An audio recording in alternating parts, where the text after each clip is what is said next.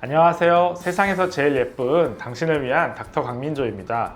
처진 피부를 리프팅하는 방법이라고 하면은 여러분들은 크게 두 가지를 떠올릴 수 있는데요. 따로 피부를 절개하지 않는 비수술 방식인 실리프팅이라든지 레이저 리프팅, 피부 절개를 통해서 처진 조직들을 끌어올려주는 미니 거상, 안면 거상 이런 수술이 있는데요. 20대, 30대 정도의 연령대가 좀 젊으신 분들이거나 또는 리프팅이라는 이런 수술 시술을 처음 접하거나 관심을 가지신 분들은 대체로 수술보다는 실리프팅을 먼저 해보는 경우가 많은 것 같은데요. 아무래도 피부를 절개하지 않아도 되기 때문에 흉터나 회복 기간에 대한 부담이 적고 비용도 상대적으로 수술에 비해서는 좀 저렴하기 때문이겠죠. 실리프팅이 대중적으로 시행되고 있다 보니 많은 분들이 좀 가벼운 마음으로 시술을 받고 계신 것 같은데, 그러다 보니 실리프팅 시술을 받은 뒤에 유지기간이 너무 짧아서 아쉽다거나 아니면 애초에 효과를 잘 보지 못했다거나 하는 이야기들을 자주 듣게 되는 것 같은데요. 그래서 오늘은 실리프팅 효과와 유지기간을 좀 높이고 정확하게 시술을 받기 위해서 꼭 확인하셔야 하는 내용에 대해서 설명해 드리려고 하는데요.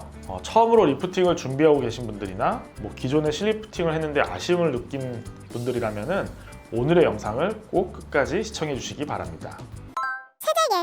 실리프팅에 사용되는 실을 확대해서 이렇게 보면은요, 미세하게 이 코그라고 하는 돌기들이 달려 있는데요. 이렇게 돌기가 달린 실을 우리 피부 안으로 주입을 해서 그 돌기가 조직들에 걸리게 되겠죠. 이 조직들이 걸려 있는 상태에서 실을 잡아당겨서 처진 조직들을 끌어올려주는 것이 바로 실리프팅의 원리입니다. 이때 사용된 리프팅용 실은 종류에 따라 다르지만 대부분의 경우 시간이 지나면 녹아서 자연스럽게 흡수되는 흡수용 실을 이용하게 되는데요. 실리프팅의 효과를 높이고 유지기간을 늘리기 위해서는 처짐 정도나 부위에 알맞은 실의 종류나 개수를 사용하는 것도 중요하지만 그것보다 더 중요한 것은 실을 어디에 걸어주느냐도 빼놓지 말고 살펴봐야 할 중요한 내용인데요. 우리의 얼굴 단면을 보면 가장 외부에 있는 표피층, 진피층, 피하 지방층, 근육층 등으로 구성되어 있는데요. 이 중에서 피하 지방층과 근육층 사이에는 스마스라고 불리는 근막층이 있어요.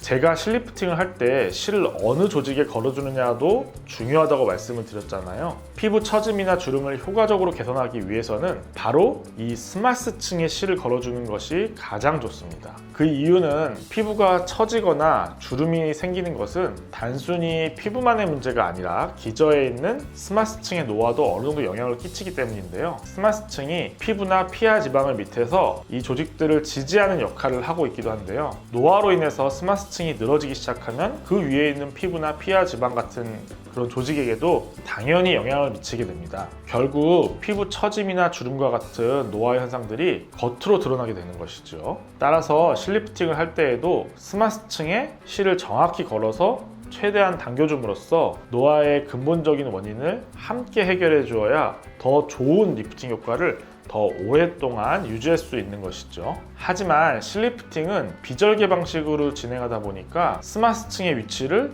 직접 육안으로 확인해서 실을 걸어줄 수는 없어요. 또이가 경험에 의해 얼굴의 단면 각 층의 위치나 깊이를 정확하게 파악하고 있지 않는 이상 실을 스마스층에 걸어주기란 쉽지 않습니다. 그렇다고 무작정 실을 깊게 주입하게 되면 자칫 신경이나 혈관 등 중요한 구조물들을 건드려서 문제를 유발할 수도 있고요. 그렇다고 너무 얇게 주입을 하게 되면은 제대로 효과를 못 보거나 피부에 딤플 등 여러 가지 그런 문제를 또 유발할 수도 있습니다.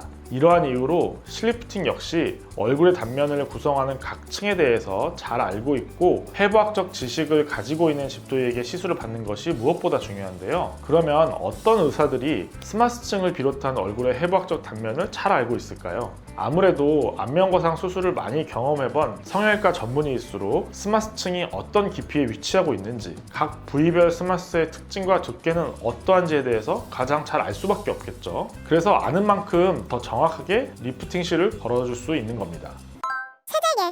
실리프팅을 할 때 스마스층까지 고려해야 한다고 생각하시는 분들은 많지 않으실 텐데요. 스마스층은 안면거상 수술에서만 중요한 거 아니야? 이렇게 생각하시는 분들이 대부분이실 텐데, 오늘 영상을 통해 실리프팅을 할 때도 역시 그놈의 스마스층이 아주 중요한 역할을 하고 있다, 이렇게 이해하시면 될 것 같고요. 각자의 상태에 맞는 실의 종류와 개수를 선택하고 이 실들을 정확한 위치에 실을 주입하여 시술이 마무리된다면 실리프팅으로도 어느 정도 꽤 만족스러운 효과를 얻으실 수 있을 겁니다.